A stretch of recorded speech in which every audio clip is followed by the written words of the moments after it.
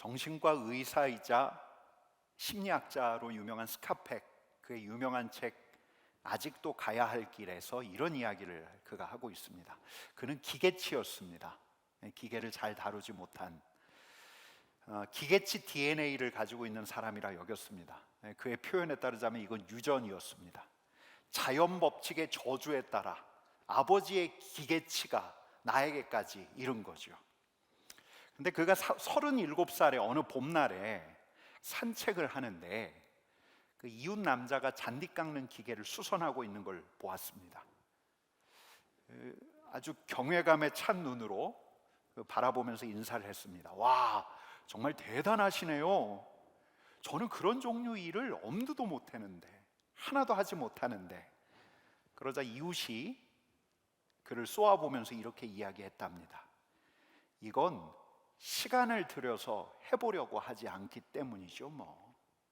당신이 시간 들여서 하지 않았기 때문에 못하는 겁니다. 그의 답이 굉장히 명쾌했습니다. 시간을 들여서 해보지 않았기 때문에. 여러분, 어제 어린이날 제가 어딜 가면서 이렇게 외치면서 갔습니다. 운전하면서 Just do it, just do it. 한번 따라해 보시겠습니까? Just do it. just라고 해야 합니까? just라고 해야 합니까? just, 그냥 해버려. 그냥 해버려. 여러분, 이 광고업계에서 3대 광고로 꼽히는 나이키 광고의 한 카피입니다. 근데 이 말이 어제 생각났습니다. just do it. 그냥 해버려. 그냥 해버려. 여러분, 성경에 하지 말라 하지 말라도 많이 나오지만 하라, 이렇게 하라라고 하는 말씀이 나옵니다. 얼마나 많이 나오는지 해보지 않으면 모르는 게 참 많습니다. 물론 우리 힘으로 해야 할 것을 하는 것이 불가능하기도 합니다. 내가 해보겠다고 마음 먹는다고 해서 되는 게 아닙니다. 여러분, 특별히 우리에게 하나님께서 선사하신 구원이나 영생은 우리의 힘과 우리의 노력으로 우리가 거머쥘 수 있는 게 아닙니다. 그럼에도 불구하고 성경은 하라, 해라 라고 합니다. 하라, 해야 하기 때문입니다. 여러분, 우리의 힘으로 된다는 말이 아닙니다. 그런데 그렇게 하는 자라야, 그렇게 해보는 자라야 하나님의 도우심을 얻을 수가 있습니다. 우리 힘으로 결코 할 수 없는 일이지만 비로소 할 때라야, 비로소 해볼 때라야 하나님의 능력을 경험할 수 있다는 겁니다. 여러분, 영생하고 구원 우리의 몫이 아닙니다. 하지만 지금 이 땅에서 우리에게 선사된 생명, 생명다운 생명, 여기서 하나님의 다스림을 받는 것, 여러분, 이런 건 두말할 나위가 없습니다. 여러분, 은혜는 우리가 당겨올 수 있는 게 절대로 아닙니다. 하나님의 비범한 은혜, 하나님의 헤아릴 수 없는 은혜는 우리가 감히 예측할 수 없는 방식으로 우리에게 오곤 합니다. 하지만 은혜 앞으로 다가서려는 자에게, 정말 생명다운 생명을 갈망하는 자에게, 그 생명에 이르는 길을 부지런히 찾아다니는 자에게 우리 하나님께서 하나님의 은혜를 주시지 않고서는 견딜 수 없는 것이요, 그를 방치하지 않으십니다. 여러분, 그러니까 해봐야 한다는 겁니다. 해봐야 한다는 겁니다. 여러분, 그렇게 감동을 받아도, 들을 때는 정말 좋아도, 하자 하고 결단만 해도 해보지 않으면 그 진가를 알지 못합니다. 이런 거 따라해도 될지 모르겠지만 한번 같이 따라해 볼까요? Just do it. 그냥 한번 해보자. 하라. 여러분, 사도 바울 서신서 후반부에는 이 하라라고 하는 명령이 굉장히 많이 나옵니다. 전반부에서는 우리 하나님께서 이렇게 하셨지, 우리가 이런 은혜를 입은 자지.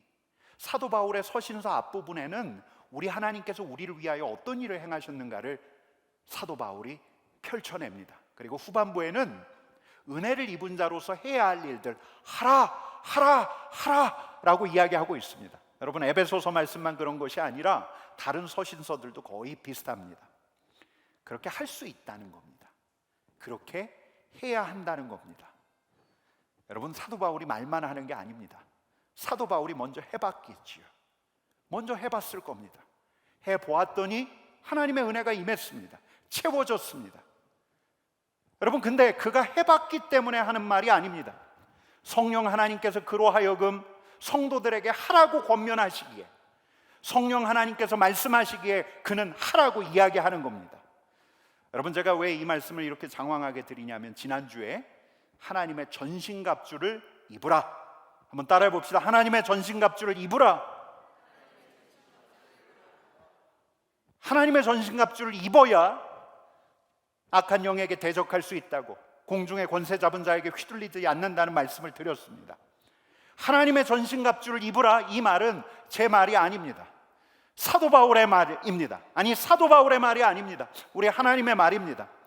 예수 그리스도께서 취하셨던 그 전신갑주를 우리도 취해야만 우리도 대적 영과 대결할 수 있을 뿐만 아니라 우리도 승리할 수 있는 겁니다.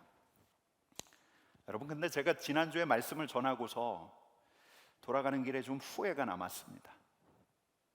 우리 성도들이 적어도 금요 기도회를 참여했더라면 아침에 일어나서 옷을 입을 때, 허리띠를 찰 때, 진리의 허리띠를 차야지, 자켓을 걸칠 때 의의 호심경을 착용해야지, 머리를 매만질 때 구원의 투구를 써야지, 그래야 매일 전신갑주를 입을 수 있는데 우리 성도들이 다시 떠올릴 수 있을까, 그런 생각을 했습니다.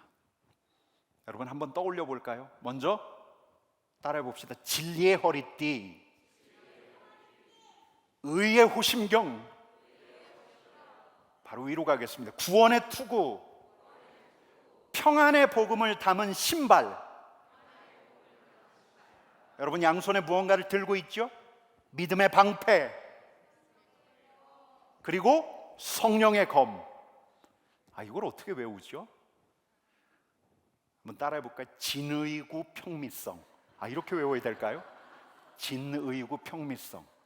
한 두어 번 따라해 볼까요? 진의구 평미성. 한 번 더 할까요? 진의구 평미성. 이게 좀 외워졌으면 하는 생각을 해봅니다. 허리띠를 차면서, 진리의 허리띠를 차면서 우리가 배워왔던 진리, 하나님이 나를 다스리시네, 하나님께서 나를 오늘도 다스려 가실 거네. 자켓을 입으면서 의의 호심경을 걸치는 겁니다. 나는 의로운 자, 하나님의 자녀지. 머리를 매만지면서 구원의 투구를 쓰는 겁니다. 나는 하나님의 구원의 은혜 가운데 있지. 여러분, 신발을 신으면서 이래 선포하는 겁니다. 나는 평화의 메신저지, 화의 메신저지. 엘리베이터에서 양손에 든 내 가방을 보면서 생각하는 거죠. 믿음의 방패, 성령의 검. 여러분, 우리가 오늘 하루를 지내면서도 그런 생각을 하지 않을 수가 없습니다. 우리가 얼마나 영적 전투의 현장에 있는가. 여러분, 우리를 밀어제치려는 세력은 두말할 나위 없고, 이 자리에 있는 우리들 감정과 기분 하나 간수하기가 너무너무 어렵습니다. 우리의 씨름은 우리 자신과의 씨름, 우리의 감정, 우리의 기분과의 싸움이기도 하지만, 우리가 에베소서를 통해서 배운 바는 저 세력과의 싸움이기도 합니다. 능수능란하게 우리를 분노에 끌어오르게 하고, 때로 우리를 침울하게 하고, 때로 우리를 무기력하게 하는 저 세력과의 싸움이기도 합니다. 여러분, 우리 12절 말씀을 같이 읽어보겠습니다. 같이 읽겠습니다. 우리의 씨름은 혈과 육을 상대하는 것이 아니요 통치자들과 권세들과 이 어둠의 세상 주관자들과 하늘에 있는 악한 영들을 상대함이라. 아멘. 여러분, 하지 않고서는 모릅니다. 한번 해보자는 겁니다. 저와 여러분들 매일매일 하나님의 전신갑주를 입어보자는 겁니다. 하나님의 전신갑주를 입으며 거룩한 상상을 하고 선포를 해보자는 겁니다. 우리의 믿음을 가동시켜 보자는 겁니다. 그리고 나아가 믿음의 방패, 성령의 검까지 휘둘러 보자는 겁니다. 하나님의 말씀을 들었으면 말씀 한번 휘둘러 보자는 겁니다. 여러분, 지난주에 우리가 교육부서 영상을 통해서 진하게 감동받은 게 사랑해라는 말이었습니다. 우리 예수님께서도 성부 하나님을 통해서 들었던 그 말씀, 너 내가 사랑해, 내가 너를 즐거워해. 여러분, 가족들에게 하기가 얼마나 어려워요. 많이 어렵습니다.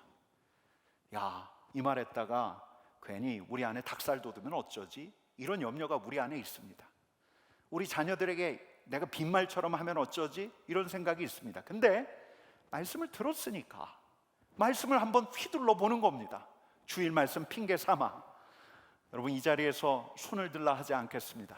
사랑해라고 하신 분 별로 없으신 것 같은데요.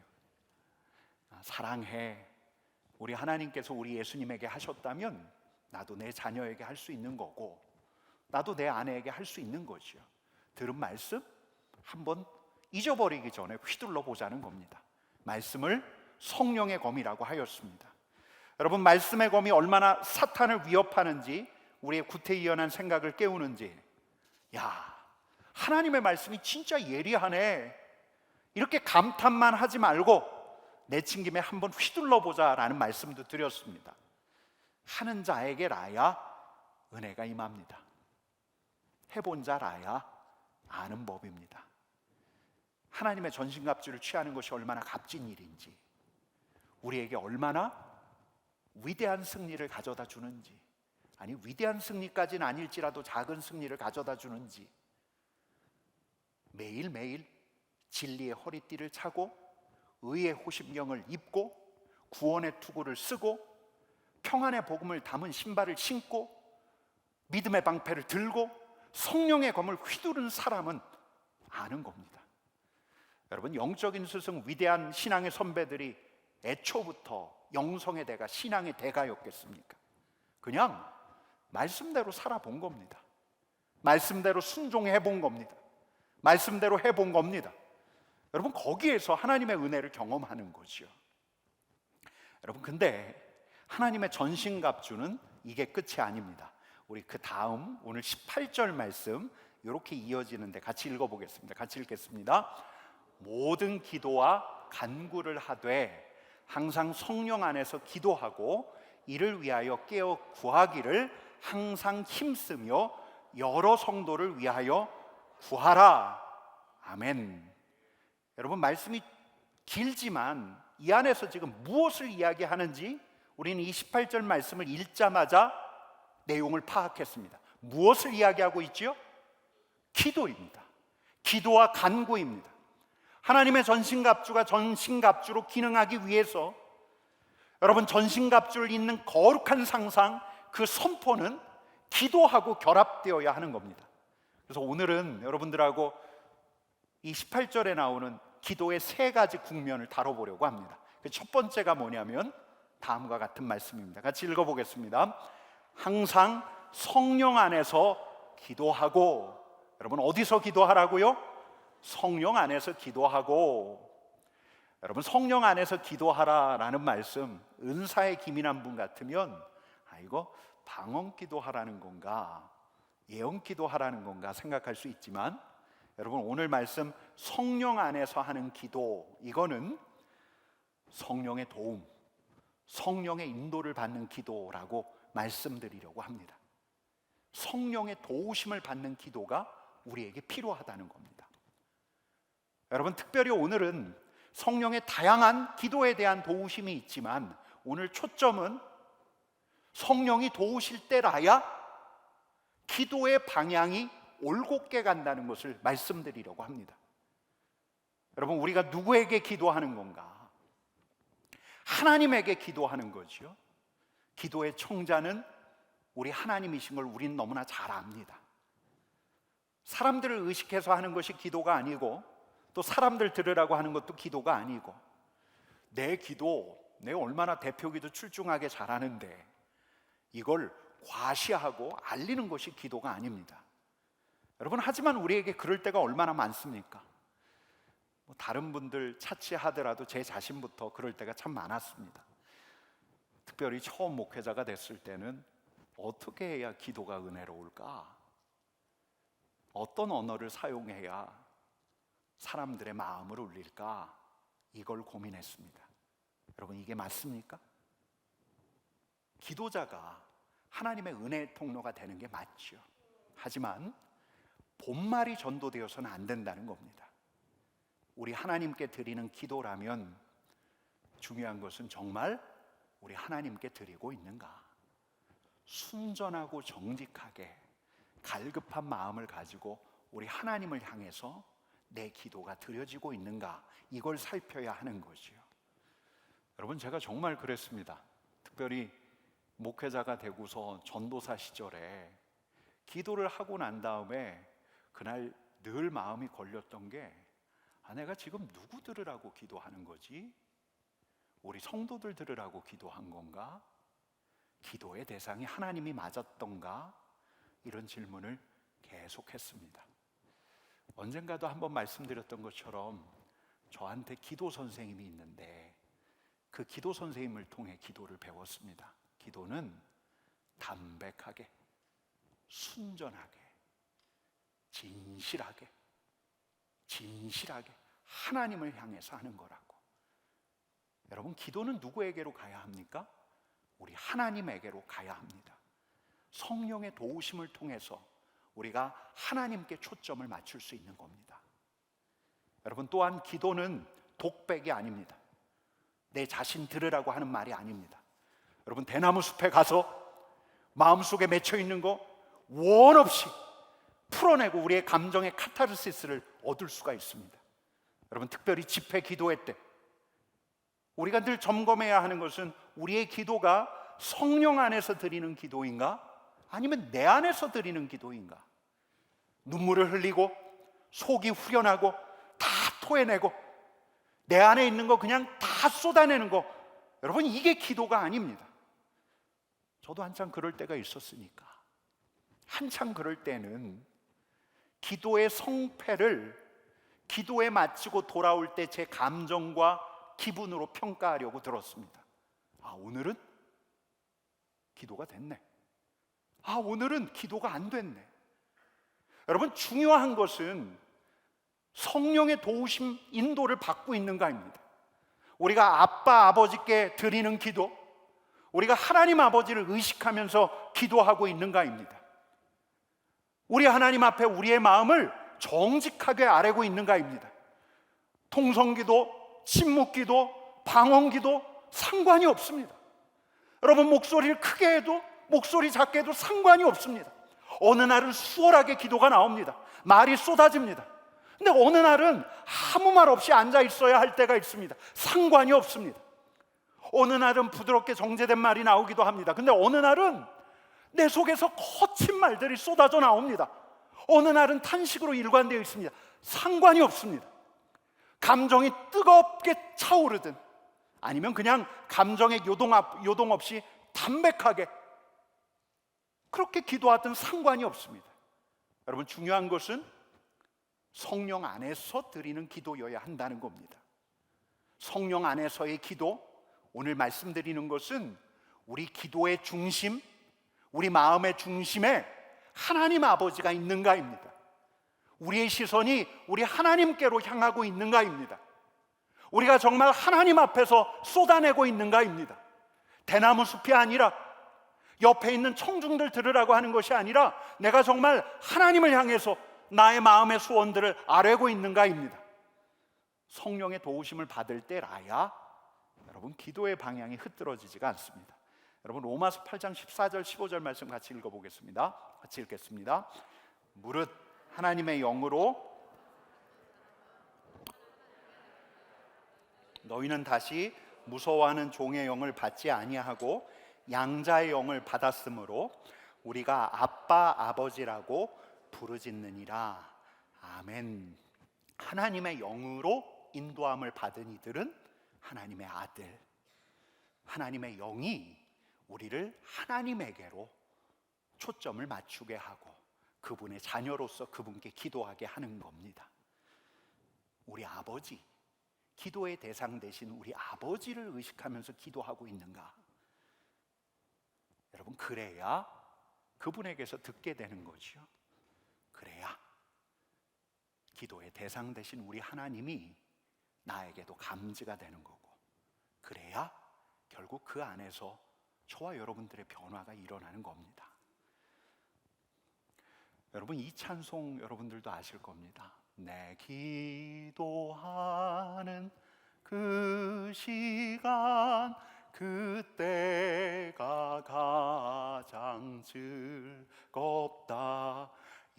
세상 근심 걱정에 얼매인 나를 부르사. 여러분, 내 기도하는 그 시간이 정말 즐겁다.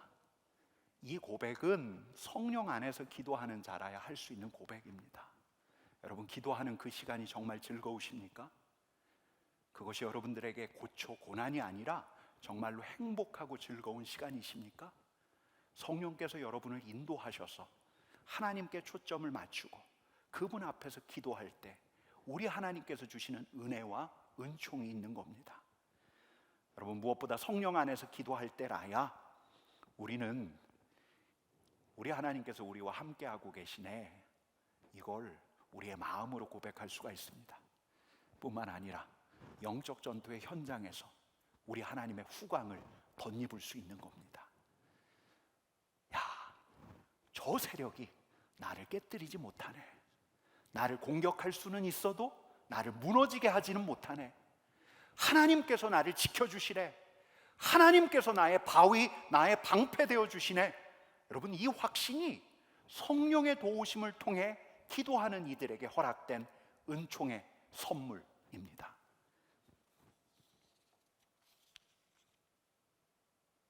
여러분, 우리 옆에 있는 이들에게 일러줍시다. 성령 안에서 기도합시다 라고 일러드립시다.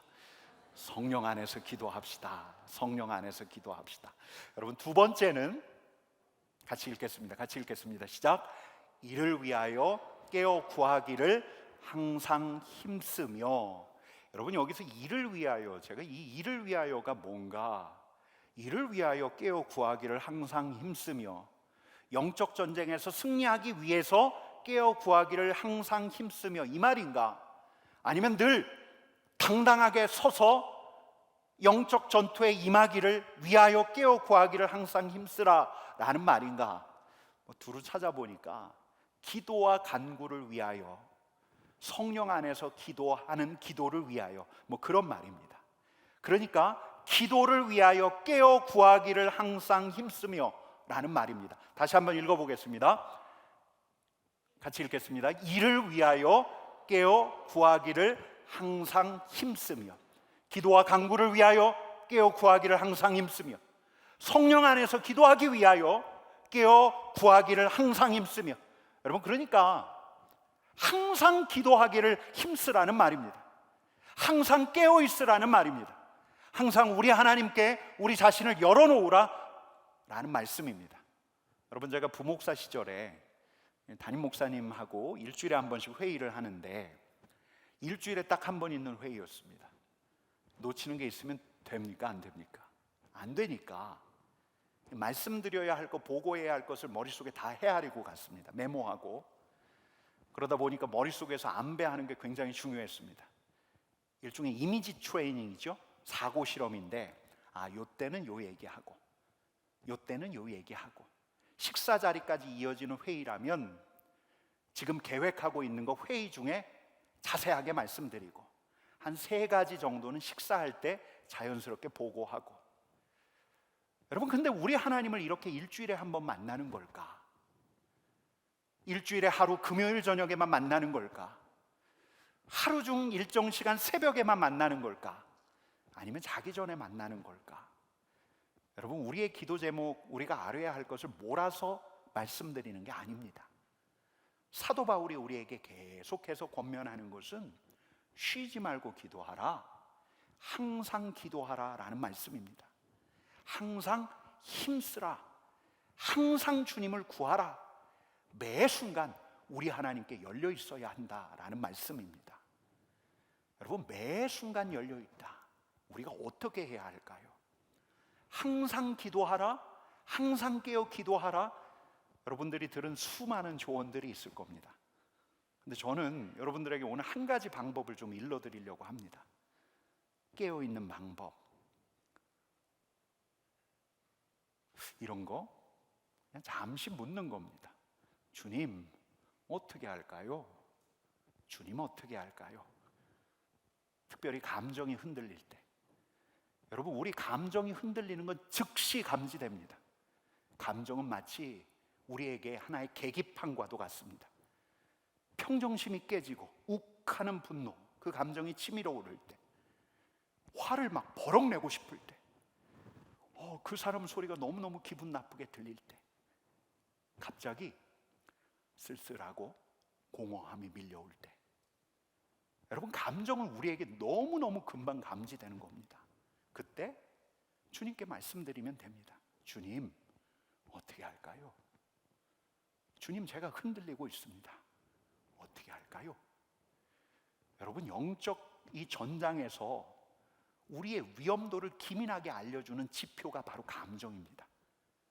앞서 말씀드린 것처럼 마치 운전판의 계기판 같습니다. 이상 징후가 감지될 때 주님께 묻는 겁니다. 주님, 어떻게 할까요? 주님, 지금 어떻게 할까요? 그리고 듣는 겁니다. 항상 힘쓰라. 항상 힘쓰라. 여러분, 이게 두 번째. 그리고 마지막 세 번째 권면입니다. 우리 18절 말씀입니다. 같이 읽어보겠습니다. 여러 성도를 위하여 구하라. 여러분, 첫 번째가 뭐였죠? 성령 안에서 기도하라. 한번 따라해 보겠습니다. 성령 안에서 기도하라. 항상 기도하라. 여러 성도를 위하여 기도하라. 여러분, 왜 여러 성도를 위하여 사도 바울은 기도하라고 권면하는 걸까요? 그들도 우리도 영적 전장을 치르고 있기 때문입니다. 나만 전장에 서 있는 게 아니라 그들도 전장에 서 있는 거기 때문입니다. 나만 무장이 필요한 게 아니라 그들도 무장이 필요하기 때문입니다. 나만 주님의 도움을 받아야 하는 게 아니라 그들도 주님의 도움을 받아야 하기 때문입니다. 여러분, 영적 전장에서 그가 패배하면 그만 패배하는 게 아니지요. 그 패배의 영향이 옆에 있는 이들에게 자연스럽게 갑니다. 그의 실패로 그 옆에 있는 사람마저 시험 들기 마련입니다. 분노, 비난, 무정함, 여러분, 이건 영적 전장에서 패배의 증거라고 할 수 있습니다. 근데 이 패배의 결과를 그 혼자만 고스란히 안고 가는 게 아닙니다. 패배는 전염이 됩니다. 그가 분노하면 그의 옆에 있는 이가 상처를 입거나 또 분노합니다. 그가 비난하면 옆에 있는 이들도 그 비난에 동조합니다. 그가 무정하면 곁에 있는 이들조차도 점점 더 무정하게 변해갑니다. 여러분, 가정이 무너지면 아내도 무너지고, 가정이 무너지는 걸 우리는 수없이 보아왔습니다. 사단이 지금껏 그렇게 일하고 있습니다. 그러니 사도 바울은 오늘 권면하는 겁니다. 우리 자신만을 위하여 기도하는 것이 아니라 여러 성도들을 위하여 기도하라. 여러분, 특별히 에베소서에서는 우리 성도들을 하나의 공동체로 이야기하고 있습니다. 몸은 하나지만 우리가 그리스도 안에서 연합되어 있다는 것을 이야기하고 있습니다. 그의 실패가 그의 실패만이 아닙니다. 그녀의 패배가 그녀의 패배만이 아닙니다. 그 실패의 영향과 패배의 영향이 우리에게도 여지없이 다가오는 겁니다. 여러분, 그래서 우리는 함께 기도해야 하는 거죠. 그를 위해서, 그녀를 위해서 기도하지 않을 수 없는 겁니다. 여러분, 오늘 말씀은 단순합니다. 제가 오늘 여러분들에게 세 가지 말씀을 드렸습니다. 첫 번째는 성령 안에서 기도하게 해 주십시오. 우리의 기도 제목이 되어야 합니다. 성령 안에서 기도하라. 한번 따라하겠습니다. 성령 안에서 기도하라. 성령의 도움을 받아 성령을 의지하여 우리의 기도의 초점을 잃지 마라. 우리 하나님께 기도하라. 다른 이들 들으라고 하는 기도가 아니라 우리 하나님을 의식하면서 기도하라. 성령의 도우심을 구하며 우리의 시선이 오직 하나님께로 고정되기를 먼저 기도해야 합니다. 여러분, 두 번째는 항상 기도하라입니다. 한번 따라해 봅시다. 항상 기도하라. 여러분, 우리는 열려 있어야 합니다. 정해진 기도 시간만이 아니라 우리의 일상에서 우리 하나님께 여는 시간을 더 많이 가져야 합니다. 하나님, 어떻게 할까요? 어떻게 할까요? 여러분, 세 번째, 여러 성도를 위하여 기도하라. 한번 따라합시다. 여러 성도를 위하여 기도하라. 여러분, 적어도 하루에 한 번은 내 자신뿐만 아니라 내 곁에 있는 이들, 우리 가족, 내 곁에 있는 동료들, 또 우리 공동체를 위해서 꼭 기도하셨으면 좋겠습니다. 여러분, 근데 중요한 건 just do it입니다. 해봐야 됩니다. 해보지 않으면 경험할 수가 없습니다. 전신갑주를 입지 않으면 전신갑주의 능력을 경험할 수가 없습니다. 기도하지 않으면 기도의 능력을 경험할 수가 없습니다. 하는 자에게 우리 하나님께서 승리를 더하실 것입니다. 하는 자에게 우리 하나님께서 승전보가 울려 퍼지게 하실 것입니다. 여러분, 저는 다음 주에는 그렇게 기도할 것입니다. 오늘 금요 기도에 참여하신 분들이 기도하게 해주십시오. 오늘 금요 기도에 참여하신 분들이 전신갑주를 입게 하여 주시고, 주님 앞에서 선포하고 믿음으로 선포하고 주님의 능력을 의지하여 하루를 살아가게 해주시고, 성령 안에서 기도하게 해주시고, 항상 깨어 기도하게 해주십시오. 저는 여러분들을 위해서 기도할 것입니다. 여러분도 저희를 위해서, 또 곁에 있는 지체들을 위해서 기도해 주십시오. 주님, 어떻게 할까요? 물어보셔요. 물어보면 우리 하나님의 응답이 있습니다. 어떻게 할까요? 우리 주님께 우리의 마음을 열 때 우리 하나님께서 함께 하심을 경험할 수가 있습니다. 여러분, 이런 작은 승전보가 저와 여러분들 안에서 울려 퍼지기를, 우리 삼덕 공동체 안에서 충만하게 울려 퍼지기를 간절히 축원합니다. 여러분, 우리 같이 일어나서 같이 기도하겠습니다.